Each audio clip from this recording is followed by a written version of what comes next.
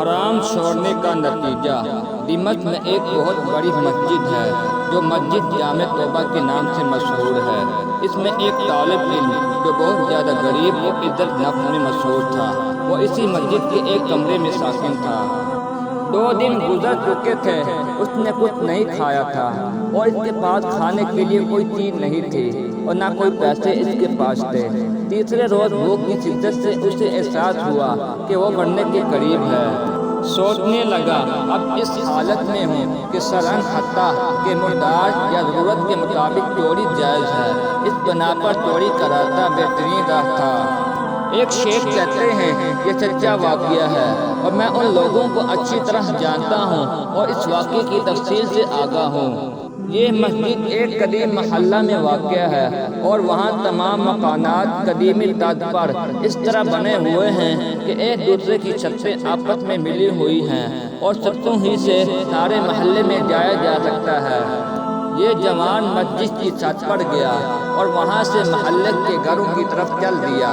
پہلے گھر میں پہنچا تو دیکھا وہاں کچھ خواتین ہیں تو سر جھکا کے وہاں سے چلا گیا۔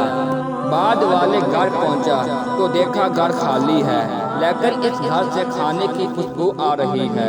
بھوک کی شدت میں جب کھانے کی خوشبو اس کے دماغ میں پہنچی تو بھوک کی مانند اس کو اپنی طرف کھینچ لیا۔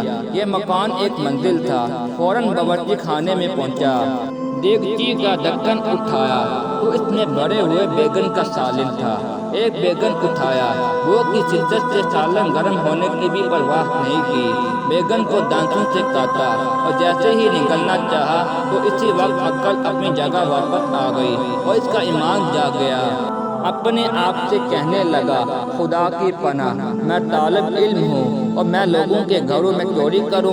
اپنے اس فعل پر شرم آ گئی اور استغفار کیا، پھر بیگن کو واپس دیگچی میں رکھ دیا، جیسے آیا تھا ویسے لوٹ گیا اور مسجد میں داخل ہو کر شیخ کے حلقہ درس میں حاضر ہوا۔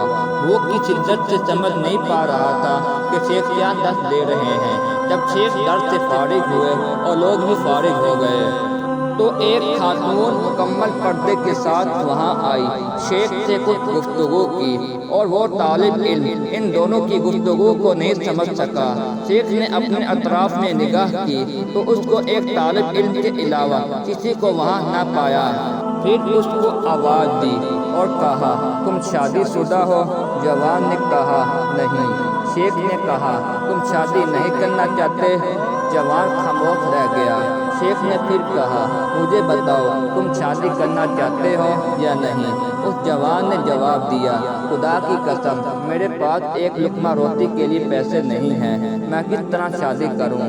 شیخ نے اس جوان سے کہا یہ خاتون آئی ہے، اس نے مجھے بتایا کہ اس کا شوہر وفات پا گیا ہے اور اس شہر میں ہے اور دنیا میں سوائے ایک ضعیف چچا کے کوئی عزیز رشتہ دار نہیں ہے۔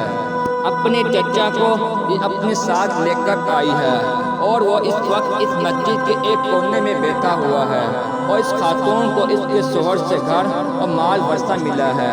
اب یہ آئی ہے اور ایسے مرد سے شادی کرنا چاہتی ہے جو سرن اس کا شوہر اور اس کا سرپرست ہو تاکہ تنہائی اور بدنیت انسانوں سے محفوظ رہے۔ کیا تم اس سے شادی کرو گے؟ جوان نے جواب دیا ہاں۔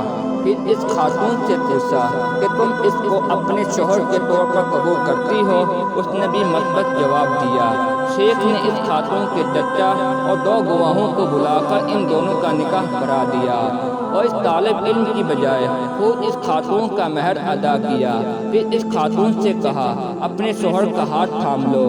اس نے ہاتھ تھام لیا اور اپنے گھر کی طرف اپنے شوہر کی رہنمائی کی۔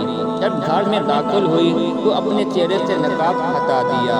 وہ نوجوان اپنی جوزہ کے حسن و جمال سے حیران ہو گیا اور جب اس گھر کی طرف متوجہ ہوا تو دیکھا وہی گھر ہے جس میں وہ داخل ہوا تھا۔ جوزہ نے شوہر سے کہا کیا میں تمہارے لیے کچھ کھانے کے لیے لے آؤں؟ کہا ہاں۔ اس نے دیگچی کا ڈھکن اٹھایا اور بینگن کو دیکھا اور بولی عجیب ہے، گھر میں کون آیا تھا؟ اس نے بینگن کو دانتوں سے کاٹا۔ وہ نوجوان رونے لگا اور اپنا سارا قصہ اس کو سنا دیا۔ روزہ نے کہا یہ تمہاری امانت داری اور تقوی کا نتیجہ ہے۔ تم حرام کھانے سے بچے تو اللہ تعالیٰ نے سارا گھر اور گھر کی مالکہ کو حلال طریقے سے تمہیں دے دیا۔ بہت خوبصورت اور قابل غور۔ سبحان اللہ۔